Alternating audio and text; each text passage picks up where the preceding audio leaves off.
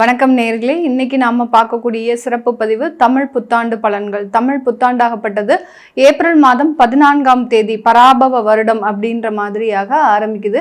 இந்த பராபவம் அப்படின்னு சொன்னோம்னா சுழற்சி முறை அப்படின்னா அதற்கு உண்டான ஒரு பொருள். ஆனால் ஜோதிட ரீதியாக பார்த்தீங்கன்னா இந்த பராபவ வருடத்துல ஒரு சுழற்சி அப்படின்றது வெற்றி அப்படின்றது ஒரு தோல்வியையும், தோல்வி அப்படின்றது ஒரு வெற்றியையும் குறிக்கக்கூடிய ஒரு அமைப்பாக தான் இந்த பராபவ வருடம் இருக்க போகுது. யார் யாருக்கெல்லாம் நீங்க நன்மைகள் கிடைக்கல அப்படின்னு நினைக்கிறீங்களோ அவர்களுக்கு எல்லாருக்குமே ஒரு நன்மைகள் கிடைக்கக்கூடிய ஒரு ஆண்டாகவும், தோல்வியே இல்லாத சில நபர்களுக்கு இந்த ஆண்டு ஒரு தோல்வியை கொடுக்கக்கூடிய ஒரு ஆண்டாகவும் தான் இந்த பராபவ வருடம் இருக்க போகுது.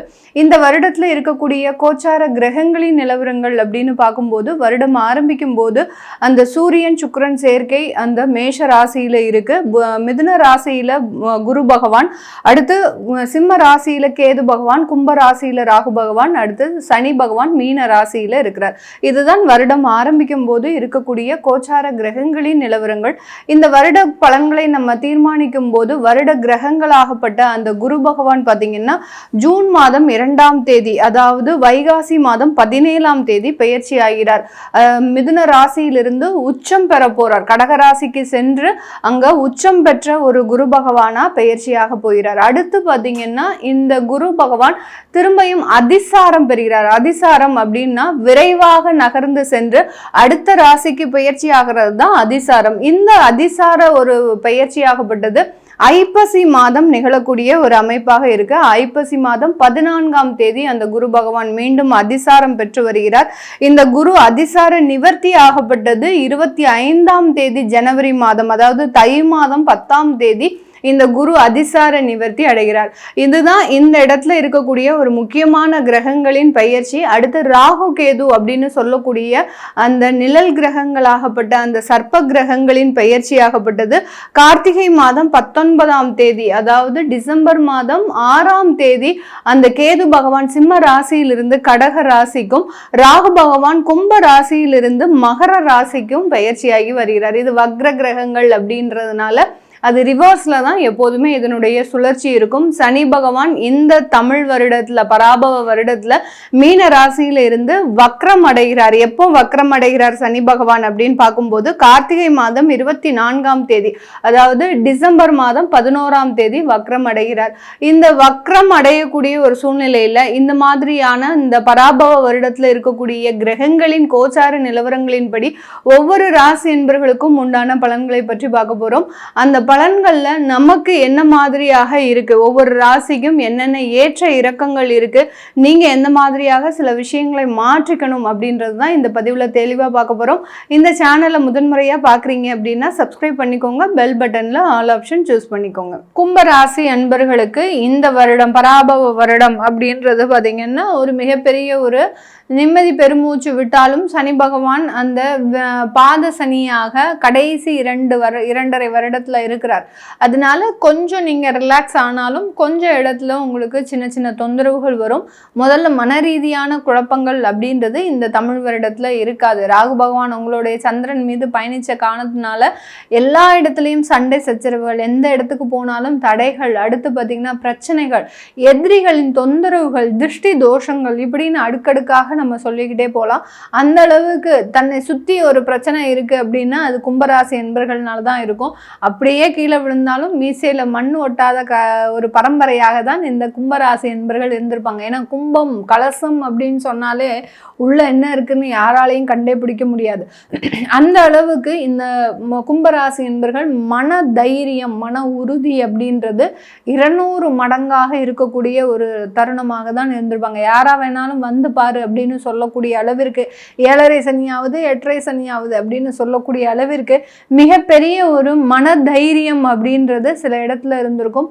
சில கும்பராசி என்பர்களுக்கு பார்த்தீங்கன்னா என்ன செஞ்சாலும் என்ன அடித்தாலும் நாங்கள் தாங்குவோம் அப்படின்னு சொல்லக்கூடிய அளவிற்கு அந்த அடிக்கிற அடியையும் தாங்கிக்கிட்டு, வலிக்கிற வலியையும் தாங்கிக்கிட்டு, மனவேதனையும் தாங்கிக்கிட்டு ஒரு நடைப்பிணமாக செயல்படக்கூடிய ஒரு அமைப்பை வாய்ந்தவர்கள் இந்த கும்பராசி என்பர்கள். இவர்களுக்கு இந்த தமிழ் வருடம் ஓரளவுக்கு, அதாவது ஒரு 50% அப்படின்றது ஒரு ரிலாக்ஸேஷன் அப்படின்றது கண்டிப்பாக இருக்கும்.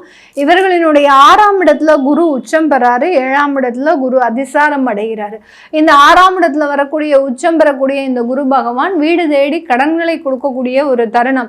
புதிதாக வண்டி வாகனங்கள் வாங்க போறீங்க அப்படின்னா ஏன் நம்ம வண்டியை லோன்ல போடக்கூடாது அப்படின்னு சொல்லக்கூடிய அளவிற்கு அந்த கடன்கள் உங்களை தேடி வரக்கூடிய ஒரு தருணமாக இருக்கும். கொஞ்சம் கேர்ஃபுல்லா இருங்க. அந்த கடன்கள்னால நீங்க தேவையில்லாத ஒரு துன்பங்களையும் துயரங்களையும் அனுபவிக்கக்கூடிய ஒரு தருணம். ஏன்னா 7.5 சனியில ரொம்ப கேர்ஃபுல்லா இருக்கணும். அந்த பாத சனியாக இருக்கும்போது தான் நம்ம ரொம்ப அசால்ட்டா இருப்போம். சனி பகவான் தான் நம்மளை விட்டுட்டு போயிட்டாரு, நம்ம ரொம்ப ரிலாக்ஸா இருந்தா போறோம் அப்படின்னு இருப்போம்.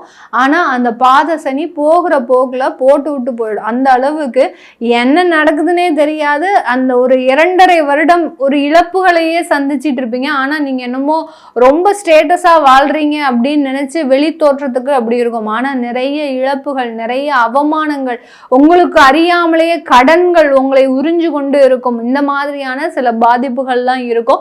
அதனால கடன் வாங்குறத மேக்சிமம் அவாய்ட் பண்ணுங்க. சனி பகவான் நம்மளுக்கு டைரக்டா செயல்படாம இந்த மாதிரியான ஒரு கிரகங்கள் மூலமாக குரு பகவான், கேது பகவான், ராகு பகவான் இவங்க மூலமாக அவர் ஆக்டிவேட் பண்ணிக்கிட்டே இருப்பாரு. அவர் இருந்து செயல்படக்கூடிய ஒரு இடம் பார்த்தீங்கன்னா குடும்பஸ்தானத்துல இருந்து செயல்படுறாரு. அப்போ குடும்பத்துல இருக்கிறவங்களுக்காக நீங்க கடன் வாங்குறது, உங்களுடைய குழந்தைகள் நன்றாக படிக்க வேணும் அப்படின்றதுக்காக ஒரு எஜுகேஷன் லோன் போட்டு நானே அதை கட்டுறேன் அப்படின்றது பண்றது. அந்த எஜுகேஷன் லோனு உங்க குழந்தைகள் முழுமையாக அனுபவிச்சுட்டு அவங்க லைஃப் வந்தோடனே அவங்க நான் என் லைஃப் இருக்கு, எனக்கு இருக்கு, அதனால என்னால கட்ட முடியாது, நீங்களே கட்டிக்கோங்க அப்படின்னு சொல்லக்கூடிய அளவிற்கு அந்த எஜுகேஷன் லோன் கூட உங்களை பார்த்து திரும்பி நிற்கிறதுக்கு உண்டான ஒரு தருணம்லாம் இருக்கு. அதனால கடன் அப்படின்னு போயிட்டீங்கன்னா அளவுக்கு மீறி போகாதீங்க. உங்களுடைய வருமானத்திற்கு ஒரு 20% வரைக்கும் வச்சுக்கோங்க. 20% வரைக்கும் வச்சுக்கோங்க. அதுக்கு மேல போனீங்கன்னா மிகப்பெரிய ஒரு டேஞ்சர் சோனை அனுபவிக்கக்கூடிய ஒரு தருணமாக இருக்கும்.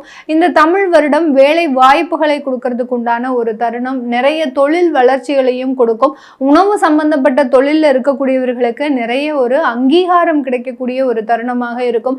விவசாயம் சார்ந்த தொழிலெல்லாம் நிறைய வளர்ச்சிகள், உங்களுடைய பயிர்களுக்கு, உங்களுடைய நிலங்களுக்கு உண்டான ஒரு மதிப்பு, ஒரு அங்கீகாரம் எல்லாமே கிடைக்கக்கூடிய ஒரு ஆண்டாக தான் இந்த கும்பராசி என்பர்களுக்கு இருக்க போது.